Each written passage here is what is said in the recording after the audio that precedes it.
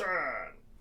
A, B, A, B, C, A, B, C, D, E, F, G, A, B, C, D, E, F, G, H, I, like English! Oh, hello there, back again. Your intrepid host, Professor Victor Singingeagle here at Sisseton, Wahpeton College, with more books. I got some more goodies. 10 Little Indians by Sherman Alexie. You know, I've never read this book yet. I did have autographed copies of these, and this one, Toughest Indian in the World. I believe there's an excerpt of this book in our regular class read, listen, tell textbook. And since let me see, it says here, Sherman Alexie, claimed by Time magazine as one of the better new novelists. Of course, this is from a long time ago. His books have been compared to those of Richard Wright and James Baldwin in their immense lyric power and revolutionary spirit. Now, Sherman Alexie gives us his first new collection since the best-selling Lone Ranger and Tonto, Fist Fight in Heaven. In these stories, we meet the kinds of American Indians we rarely see in literature, the upper and middle class, the professionals and white-collar workers, the bureaucrats and poets, falling in and out of love and wondering if they will make their way home. A Spokane Indian journalist transplanted from the reservation to the city picks up a hitchhiker, a lummy boxer, looking to take on the toughest Indian in the world. A Spokane son waits for his diabetic father to return from the hospital, listening to his father's friends argue over Jesus' carpentry skills as they build a wheelchair ramp. An estranged interracial couple, separated in the midst of a traffic accident, rediscover their love for each other. A white drifter holds up an international house of pancakes demanding $1 per customer and someone to love, and emerges with $42 and an overweight Indian he dubs Salmon Boy. I haven't read this in a while. I'll have to go back and read it again. It sounds so interesting. I remember some of the stories, but I don't remember them all. This one is also from Sherman Alexie. I have not read this.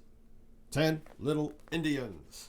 1 liter, 2 liter. I remember they used to sing that song when we were kids in kindergarten.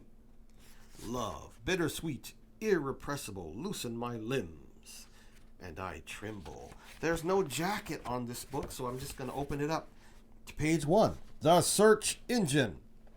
On Wednesday afternoon in the Student Union Cafe, Corliss looked up from her American history textbook and watched a young man and a younger woman walk in together and sit 2 tables away.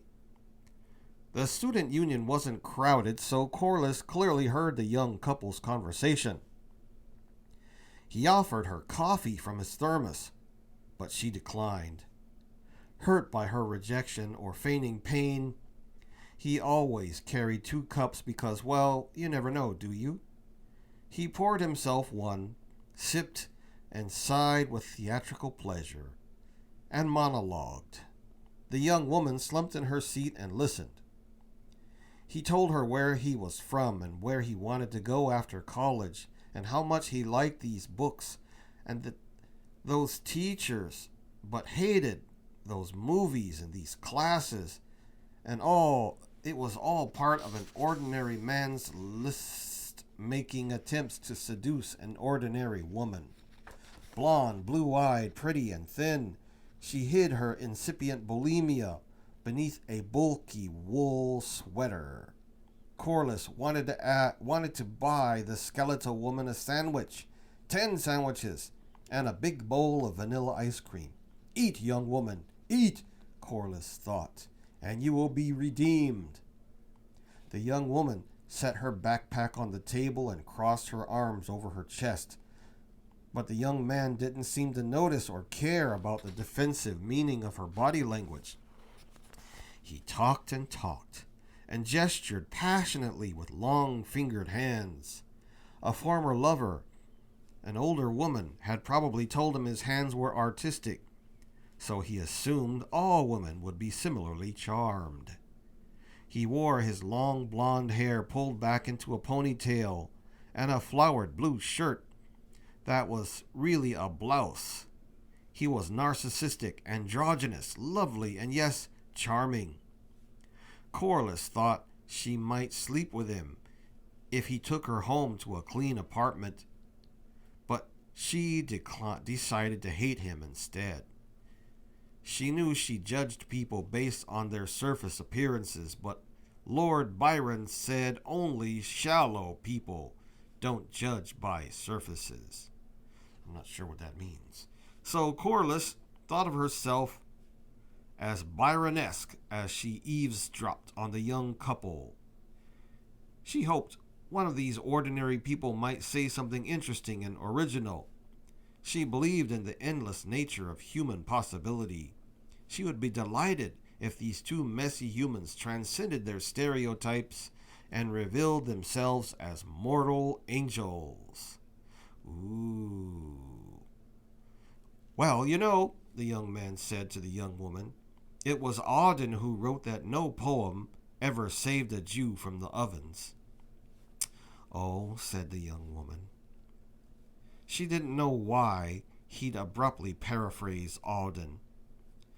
She wasn't sure who this Auden person was, or why his opinions about poetry should matter to her, or why poetry itself was so important. She knew this coffee-drinking guy wanted to have sex with her, and she was considering it, but he wasn't improving his chances by making her feel stupid. Corliss was confused by the poetic non sequitur as well. She thought he might be trying to prove how many books he'd skimmed. Maybe he deserved her contempt. But Corliss realized that very few young men read poetry at Washington State University, and how many of those boys quoted or misquoted the poems that they'd read. 20? 10? Less than 5? This long-haired guy enjoyed a monopoly on the poetry quoting market in the southeastern corner of Washington, and he knew it. Corliss had read a few poems by W.H. Auden, but couldn't remember any of them, other than the elegy recited in that Hugh Grant romantic comedy. She figured the young man had memorized the first stanzas of 23 love poems and used them like propaganda to win the hearts and minds of young women. He'd probably tattooed the opening lines of Andrew Marvell's To His Coy Mistress on his chest. Had we but world enough and time, this coyness, lady, were no crime. Corliss wondered if Shakespeare wrote his plays and sonnets only because he was trying to get laid. Which poem or poet had been quoted most often in an effort to get laid? Most important, which poet or poem has been quoted most successfully in the effort to get laid? Corliss needed to know the serious answers to her silly questions, or vice versa. So she gathered her books and papers and approached the couple. Excuse me, Corliss said to the young man. Was that W.H. Auden you were quoting? Yes, he said. His smile was genuine and boyish. He had displayed his intelligence and was rewarded for it. Why shouldn't he smile?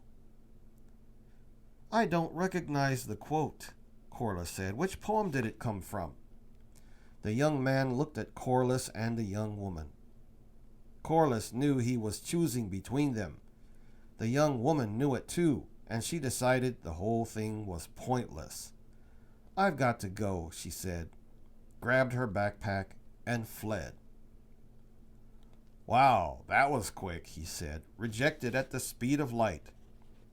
Sorry about that, Corliss said, but she was pleased with the young woman's quick decision and quicker flight.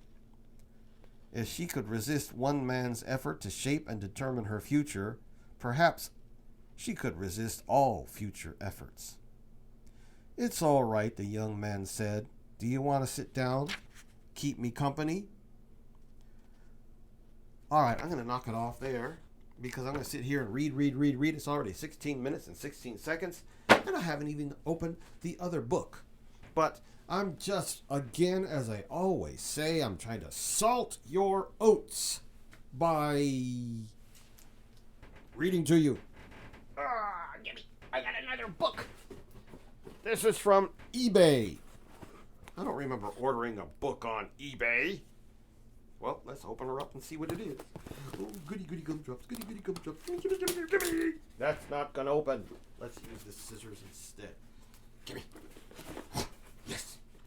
Open.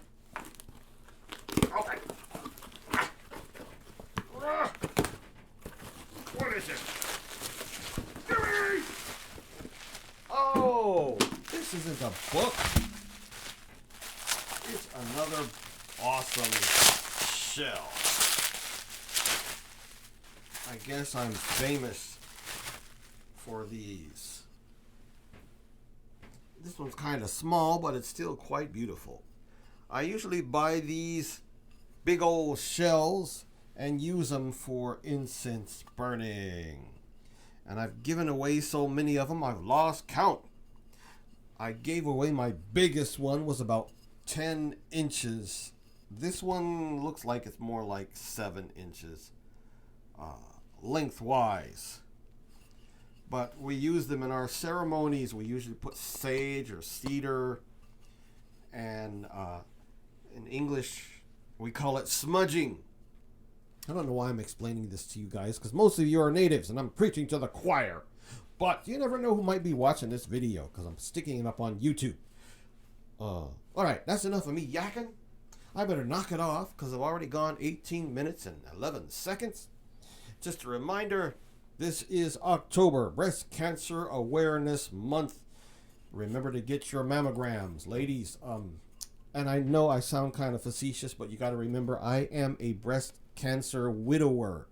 So I know what it's like to hold the hand of someone who is passing away, a close loved one from breast cancer. So this is not whimsical on my point, or on my part, I should say.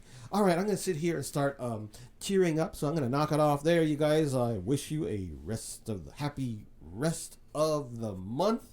We're coming up on All Hallows Eve. That is the ceremony, which I shouldn't say ceremony, but it does have ceremonial background. I could really sit up here and go crazy talking about that. The short version is even the Chinese and natives have an old tradition that says once a year our beloved loved ones who have passed to the next world, have gone on the Milky Way walk, they come back and visit us once a year. I believe in Chinese they have Ghost Month. And some natives, depends on what tribe it is, they come in the winter. Ghost Month, I believe, for Chinese is in the high summer. And believe it or not, a lot of traditions that come out of the so-called West, Germanic traditions and traditions from, I guess, Celt, old parts of England, or Ireland and Scotland and various parts in Europe, they used to be tribal peoples. And these tribes had their own lore that was very similar. And one of them was All Hallows Eve, and I believe they used to call it Samhain or something like that, where they believed that the ghosts of long past loved ones would come back to visit us.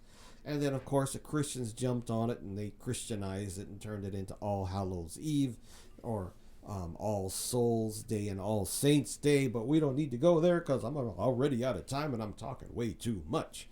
But that's all I got to say for now. Hope to see you again soon. Talk later. Bye.